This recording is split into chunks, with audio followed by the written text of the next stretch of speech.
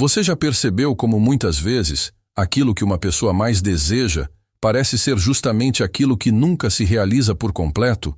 Ou como certas escolhas, relações e situações se repetem ao longo da vida, mesmo quando o sofrimento causado por elas é claramente reconhecido? Há algo de paradoxal aí. Quanto mais se busca satisfação, mais parece surgir uma sensação de falta, como se algo sempre escapasse. Talvez seja exatamente nesse ponto que a psicanálise localiza o desejo. Falar de desejo na psicanálise não é falar de vontade consciente, de metas claras ou de algo que se possa simplesmente alcançar e encerrar. O desejo ocupa um lugar central porque ele está diretamente ligado à forma como o sujeito se constitui, se relaciona com o outro e organiza seu sofrimento. Por isso, compreender o desejo exige ir além da ideia comum de que desejamos aquilo que nos falta de maneira objetiva. O desejo, nesse campo, é estruturalmente marcado pela falta, e é justamente essa falta que o mantém em movimento. Esse tema não surge isolado.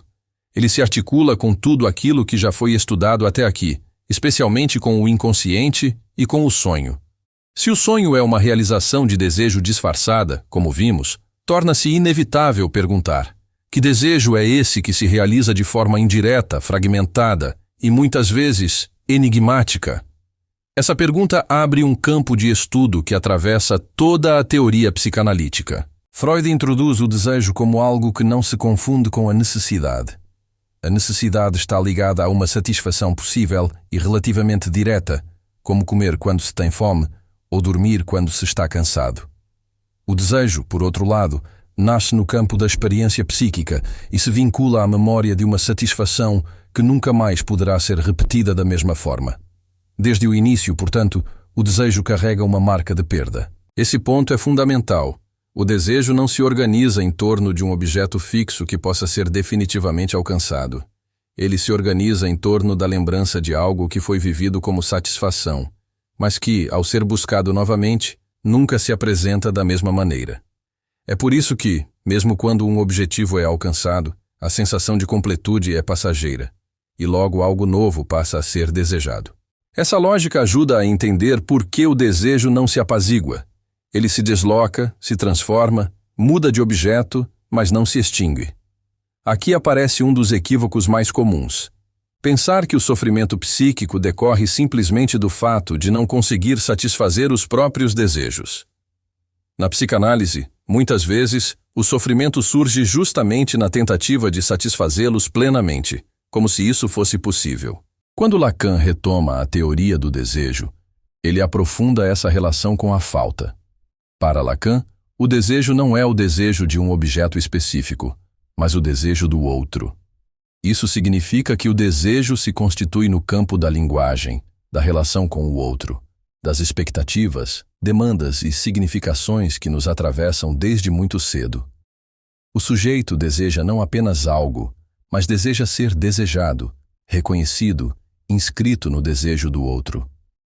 É nesse ponto que a falta ganha um estatuto estrutural. A falta não é um acidente a ser corrigido, mas aquilo que funda o desejo. Se não houvesse falta, não haveria desejo, apenas satisfação plena, o que implicaria o fim do movimento psíquico. O desejo existe justamente porque algo falta, e essa falta nunca pode ser completamente preenchida.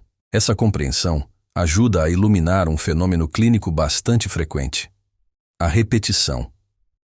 Muitas pessoas se veem presas a padrões que se repetem ao longo da vida, mesmo quando causam sofrimento.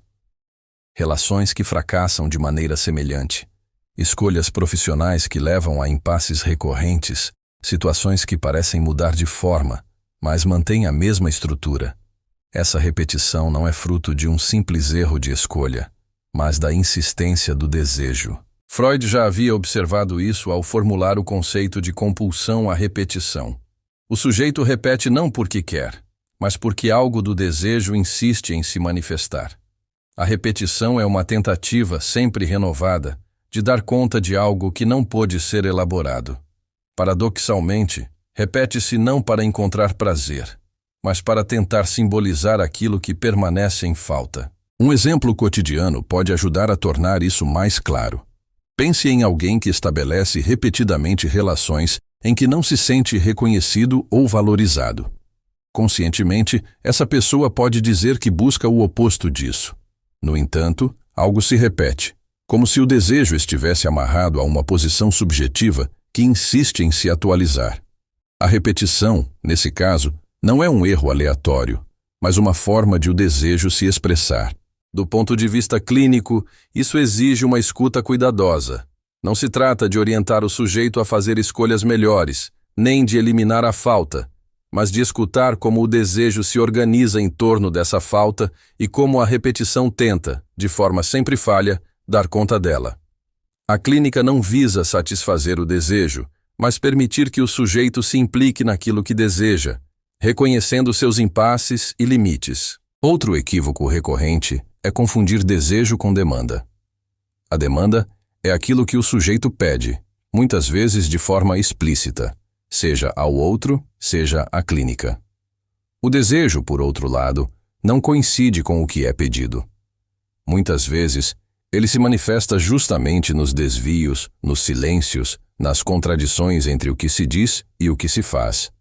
Escutar o desejo implica escutar além da demanda. Essa distinção é fundamental para compreender por que o desejo não se resolve com respostas diretas. Atender à demanda não significa tocar o desejo. Pelo contrário, muitas vezes a satisfação imediata da demanda pode reforçar a repetição, mantendo o sujeito afastado da elaboração do que realmente está em jogo. A relação entre desejo, falta e repetição também ajuda a pensar o sintoma. O sintoma pode ser entendido como uma formação de compromisso, uma solução singular encontrada pelo sujeito para lidar com a falta e com o desejo. Ele é, ao mesmo tempo, fonte de sofrimento e tentativa de organização psíquica. Por isso, o sintoma não desaparece simplesmente quando é compreendido racionalmente. Ao longo desse percurso, fica claro que o desejo não aponta para um estado de equilíbrio ou completude. Ele aponta para um movimento constante, atravessado pela linguagem, pela falta e pela repetição. Reconhecer isso não significa resignação, mas uma mudança de posição frente ao próprio sofrimento. Em vez de buscar eliminar a falta, trata-se de aprender a lidar com ela de outra forma. Essa perspectiva tem consequências importantes para a formação de uma escuta clínica.